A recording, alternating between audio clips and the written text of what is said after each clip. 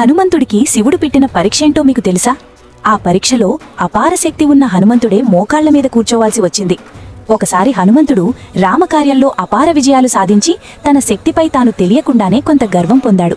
అదే సమయంలో శివుడు భక్తి అంటే వినయం కూడా ఉండాలి అని లోకానికి చూపించాలని అనుకున్నాడు.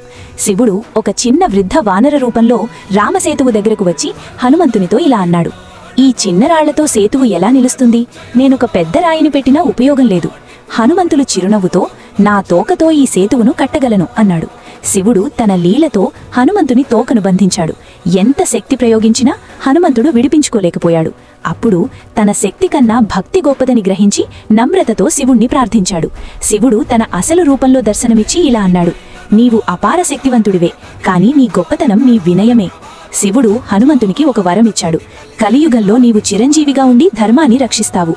అందుకే హనుమంతుడు నేటికీ మన ప్రార్థనలకు స్పందిస్తాడని నమ్మకం.